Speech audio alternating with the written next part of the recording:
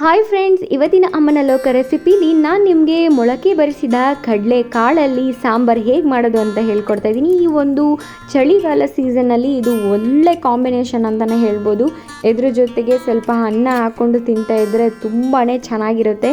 ಹಾಗೆ ಈ ಒಂದು ರೆಸಿಪಿನ ಹೇಗೆ ಮಾಡಿದೆ, ಇದಕ್ಕೆ ಏನೆಲ್ಲ ಇಂಗ್ರೀಡಿಯೆಂಟ್ಸ್ನ ಯೂಸ್ ಮಾಡಿದೆ, ಹಾಗೆ ಎಷ್ಟು ಕ್ವಿಕ್ಕಾಗಿ ಇದನ್ನು ನಾನು ಮಾಡಿದೆ ಅಂತ ಇವತ್ತಿನ ವಿಡಿಯೋದಲ್ಲಿ ಹೇಳ್ಕೊಡ್ತಾ ಇದ್ದೀನಿ. ಸೊ ವಿಡಿಯೋ ಸ್ಟಾರ್ಟ್ ಮಾಡೋಣ ಬನ್ನಿ.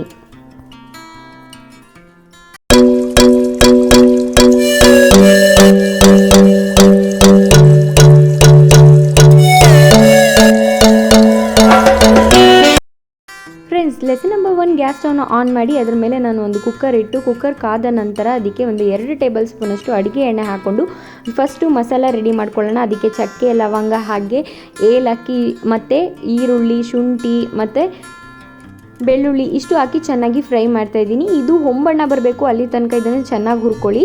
ಅದಾದಮೇಲೆ ನಾನಿಲ್ಲಿ ಎರಡು ದೊಡ್ಡ ಸೈಜ್ ಆಗೋಷ್ಟು ಈರುಳ್ಳಿನ ತಗೊಂಡು ಸ್ಲೈಸ್ ಮಾಡಿ ಹಾಕಿದ್ದೀನಿ. ಸೊ ಅದಾದಮೇಲೆ ಒಂದು ಹೊಂಬಣ್ಣ ಬಂದ ತಕ್ಷಣ ಅದನ್ನು ಹುರಿದಾದ್ಮೇಲೆ ಅದಕ್ಕೆ ಟೊಮೊಟೊನ ಆ್ಯಡ್ ಮಾಡ್ತಿದ್ದೀನಿ. ನಾನಿಲ್ಲಿ 2 ಟೊಮೊಟೊನ ಯೂಸ್ ಮಾಡಿದ್ದೀನಿ.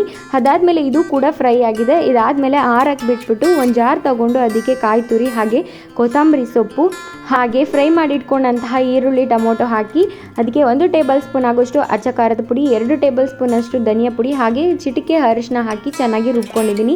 ಅದಾದಮೇಲೆ ಮತ್ತೆ ಅದೇ ಕುಕ್ಕರ್ಗೆ ಎಣ್ಣೆ ಹಾಕಿ ಅದಕ್ಕೆ ಸ್ವಲ್ಪ ಒಗ್ಗರಣೆಗೆ ಈರುಳ್ಳಿ ಹಾಕ್ತಾಯಿದ್ದೀನಿ. ಫ್ರೆಂಡ್ಸ್, ಈರುಳ್ಳಿ ಹೊಂಬಣ್ಣ ಬರಬೇಕು. ಯಾವುದೇ ಈರುಳ್ಳಿ ನೀವು ಏನೇ ಒಂದು ಇಂಗ್ರೀಡಿಯೆಂಟ್ಸ್ ಅಥವಾ ಏನೇ ಒಂದು ರೆಸಿಪಿ ಮಾಡ್ತಾಯಿದ್ದೀರಾ ಅಂದರೆ ಅದನ್ನು ಚೆನ್ನಾಗಿ ಫ್ರೈ ಮಾಡಿ. ಯಾಕಂದರೆ ತುಂಬ ಅರ್ಧಂಬರ್ಧ ಬೆಂದೋಗ್ಬಿಟ್ರೆ ಹಸಿ ಹಸಿ ಅಂತ ಅನಿಸ್ತಾ ಇರುತ್ತೆ ತಿನ್ನಬೇಕಾದ್ರೆ.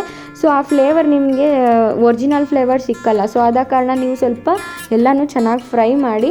ಅದಾದಮೇಲೆ ನಾನಿಲ್ಲಿ ಹಸಿ ಕಾಳು ಅಂದರೆ ಮೊಳಕೆ ಬರಿಸಿದ ಕಡಲೆ ಕಾಳನ್ನು ನಾನು ಹಾಕೋತಾ ಇದ್ದೀನಿ. ಫ್ರೆಂಡ್ಸ್, ನೀವು ಮೊಳಕೆ ಬರಿಸ್ಬೇಕು ಅಂತೇನಿಲ್ಲ, ನೆನೆಸಿ ಕೂಡ ಮಾಡ್ಬೋದು. ಸೊ ಮೊಳಕೆ ಬರಿಸಿ ಮಾಡೋದ್ರಿಂದ ಒಂಥರ ಡಿಫ್ರೆಂಟ್ ಟೇಸ್ಟ್ ಅನಿಸುತ್ತೆ.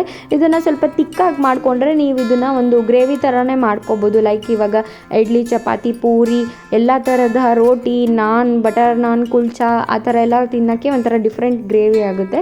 ಸೊ ಇದಾದಮೇಲೆ ಇದನ್ನು ಕೂಡ ಫ್ರೈ ಮಾಡ್ಕೊಳ್ಳೋಣ. ಫ್ರೈ ಮಾಡ್ಕೊಂಡು ಆದಮೇಲೆ ನಾನು ಇದಕ್ಕೆ ರುಬ್ಬಿಟ್ಟಿದ್ದೀನಲ್ಲ ಆ ಒಂದು ಮಸಾಲೆನ ಇದಕ್ಕೆ ಆ್ಯಡ್ ಮಾಡ್ತಾಯಿದ್ದೀನಿ. ಫ್ರೆಂಡ್ಸ್, ಮಸಾಲೆ ಆ್ಯಡ್ ಮಾಡಾದಮೇಲೆ ಸಡನ್ನಾಗಿ ನೀರು ಹಾಕಬೇಡಿ.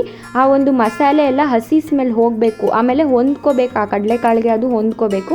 ಅಲ್ಲಿ ತನಕ ಬಾಡಿಸಿ ಪ್ರತಿಯೊಂದು ಅಡುಗೆ ಮಾಡಬೇಕಾದ್ರೂ ಅಷ್ಟೇ. ಇನ್ ಕೇಸ್ ನೀವೇನಾದರೂ ಮಸಾಲೆ ರುಬ್ಬಿದಂಥ ಐಟಮ್ಸ್ನ ಹಾಕ್ತಾ ಇದ್ದೀರಾ ಅಂದರೆ ಎಣ್ಣೆಯಲ್ಲಿ ಅದು ಚೆನ್ನಾಗಿ ಮಗ್ಗಬೇಕು, ಹಾಗೆ ಹಸಿ ಸ್ಮೆಲ್ ಹೋಗಬೇಕು, ಅಲ್ಲಿ ತನಕ ಫ್ರೈ ಮಾಡಿ. ಸೊ ಬೇಗ ಕ್ವಿಕ್ಕಾಗಿ ನಿಮಗೆ ಈ ಒಂದು ಟ್ರಿಕ್ ಯೂಸ್ ಮಾಡೋದ್ರಿಂದ ಅಡುಗೆ ಬೇಗ ಆಗುತ್ತೆ. ಸೊ ಅದಾದಮೇಲೆ ನೋಡಿ, ಇಷ್ಟು ಚೆನ್ನಾಗಿ ನಾನು ಬಾಡಿಸ್ತಿದ್ದೀನಲ್ವ, ಹಾಗೆ ಎಣ್ಣೆ ಬಿಟ್ಕೋತಾ ಇದೆ ಸೈಡಲ್ಲಿ. ಇವಾಗ ಇದು ಸ್ವಲ್ಪ ಬೇಯ್ತಾ ಇದೆ ಅಂತ. ಸೊ ಅದಾದಮೇಲೆ ನಾನಿಲ್ಲಿ ಏನಪ್ಪ ಅಂತ ಹೇಳಿದ್ರೆ ಒಂದು ಸ್ವಲ್ಪ ಆಲೂಗೆಡ್ಡೆ ಹಾಗೆ ಬದನೆಕಾಯಿನ ಹಾಕ್ತಾಯಿದ್ದೀನಿ. ಫ್ರೆಂಡ್ಸ್, ನೀವು ಆಲೂಗೆಡ್ಡೆ ಮತ್ತು ಬದನೆಕಾಯಿ ಹಾಕೋದ್ರಿಂದ ಒಳ್ಳೆ ಟೇಸ್ಟ್ ಸಿಗುತ್ತೆ. ಒಂದು ಸಾರು ಒಂಥರ ಹಳ್ಳಿ ಸೊಗಡಲ್ಲಿ ಅಜ್ಜಿಂದಿರು, ಅಮ್ಮಂದಿರು ಮಾಡ್ತಾರಲ್ಲ, ಸೊ ಆ ಥರ ಒಂದು ಒಳ್ಳೆ ರೆಸಿಪಿ ಆಗುತ್ತೆ ಇದು. ಸೊ ನಿಮಗೆ ಇದು ಆಪ್ಷನಲ್ಲು, ಬೇಕು ಅಂದರೆ ಹಾಕೋಬೋದು, ಇಲ್ಲಾಂದರೆ ಏನು ಪ್ರಾಬ್ಲಮ್ ಇಲ್ಲ. ಇನ್ ಕೇಸ್ ಗ್ರೇವಿ ಥರ ಮಾಡ್ಕೋಬೇಕಂತ ಹೇಳಿದ್ರೆ ಇದನ್ನು ಹಾಕಿದ್ರೂ ನಡೆಯುತ್ತೆ, ಹಾಕಿಲ್ಲ ಅಂದರೂ ನಡೆಯುತ್ತೆ. ಬಟ್ ಸಾರು ಮಾಡ್ತಿದ್ದೀರಂದರೆ ಇದನ್ನು ಹಾಕ್ಬಿಟ್ಟು ಸಾರು ಮಾಡಿ, ತುಂಬ ಚೆನ್ನಾಗಾಗುತ್ತೆ. ಅದಾದಮೇಲೆ ಎಷ್ಟು ಕ್ವಾಂಟಿಟಿ ಅಂದರೆ ಎಷ್ಟು ನಿಮಗೆ ಸಾಂಬಾರು ಬೇಕೋ ಅಷ್ಟು ಅಳತೆಗೆ ನೀರು ಹಾಕ್ಕೊಳ್ಳಿ. ಅದಾದಮೇಲೆ ಮತ್ತೆ ಮೇಲ್ಗಡೆ ಸ್ವಲ್ಪ ಟೊಮೊಟೊನ ಸಣ್ಣದಾಗಿ ಹೆಚ್ಚಿ ಹಾಕ್ತಾಯಿದ್ದೀನಿ. ಯಾಕಂತೇಳಿದರೆ ಅದು ಒಂಥರ ಚೆನ್ನಾಗಿ ಅನಿಸುತ್ತೆ.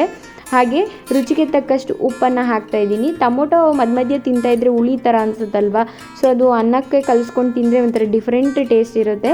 ಸೊ ಅದಾದಮೇಲೆ ಟೊಮೊಟೊನೂ ಬೇಕು ಅಂದರೆ ಹಾಕೋಬೋದು, ಇಲ್ಲಾಂದರೆ ಇಲ್ಲ. ಸೊ ಇದನ್ನೆಲ್ಲ ಚೆನ್ನಾಗಿ ಮಿಕ್ಸ್ ಮಾಡಿ ಆದಮೇಲೆ ನಾನು ಇದನ್ನು ಒಂದು 4 ವಿಷಲ್ ಬರೆಸ್ತಿದ್ದೀನಿ. ಯಾಕಂತ ಹೇಳಿದರೆ ಕಡಲೆಕಾಳಲ್ವ, ಸೊ ಹಾಗೆ ಆಲೂಗೆಡ್ಡೆ ಎಲ್ಲ ಚೆನ್ನಾಗಿ ಬೇಯಬೇಕು. ಸೊ ಲಾಸ್ಟಲ್ಲಿ ಹಾಕಿರೋಂಥ ಟೊಮೊಟೊ ಕೂಡ ಚೆನ್ನಾಗಿ ಫ್ರೈ ಆಗಬೇಕು. ಹಾಗೆ ಫ್ರೆಂಡ್ಸ್, ಈ ಒಂದು ಸಾರಿಗೆ ಒಳ್ಳೆ ಕಾಂಬಿನೇಷನ್ ಏನಪ್ಪ ಅಂತ ಹೇಳಿದ್ರೆ ಮುದ್ದೆ. ಸೊ ಮುದ್ದೆ ಮಾತ್ರ ಅಲ್ಟಿಮೇಟ್ ಕಾಂಬಿನೇಷನ್ ಅನ್ಬೋದು. ಹಾಗೆ ಈ ಒಂದು ಚಳಿಗಾಲದ ಸೀಸನ್ನಲ್ಲಿ ಇದನ್ನು ಮಾಡ್ಕೊಂಡು ತಿಂತಾ ಇದ್ದರೆ ಮನಸ್ಸು ಹೇಳುತ್ತೆ, ಇನ್ನೂನು ಬೇಕಾಗಿದೆ ಒಲವು, ಇನ್ನೂನು ಬೇಕಾಗಿದೆ, ಇನ್ನೂನು ಬೇಕಾಗಿದೆ. ಈ ಒಂದು ಸಾರು ಒಂದು 2 ರಿಂದ 3 ವಿಷಲ್ ಬಂದರೆ ಸಾಕು. ಹಾಗೆ ಈ ಒಂದು ಸಾರು ಪಟ್ ಅಂತ ರೆಡಿ ಆಗುತ್ತೆ. ಸೊ ಇದಕ್ಕೆ ಒಳ್ಳೆ ಕಾಂಬಿನೇಷನ್ ಮುದ್ದೆ ಅನ್ನ ತುಂಬ ಒಳ್ಳೆ ಕಾಂಬಿನೇಷನ್ ಅಂತಲೇ ಹೇಳ್ಬೋದು. ಚಳಿಗಾಲಕ್ಕೆ ಇದೊಂದು ಒಳ್ಳೆ ಡಿಶ್ಶು. ಹಾಗೆ ಇದನ್ನು ನಿಮ್ಮ ಮನೇಲಿ ಒಂದ್ಸಲ ಮಾಡಿ ನನಗೆ ಈ ರೆಸಿಪಿ ಹೇಗಾಗಿತ್ತು ಅಂತ ಕಮೆಂಟ್ ಸೆಕ್ಷನಲ್ಲಿ ತಿಳಿಸಿ ಅಂತ ಹೇಳ್ತಾ ಫ್ರೆಂಡ್ಸ್, ಈ ವಿಡಿಯೋ ನಿಮಗೆ ಇಷ್ಟ ಆದರೆ ಲೈಕ್ ಮಾಡಿ, ಶೇರ್ ಮಾಡಿ, ಕಮೆಂಟ್ ಮಾಡಿ.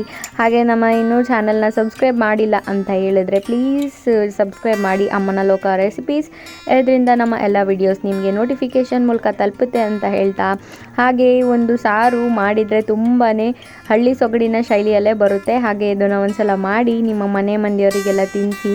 ಹಾಗೆ ಫ್ರೆಂಡ್ಸ್, ನಾನು ನನ್ನ ಮುಂದಿನ ವಿಡಿಯೋ ಜೊತೆ ಸಿಗ್ತೀನಿ. ಅಲ್ಲಿ ತನಕ take care, all love you, bye.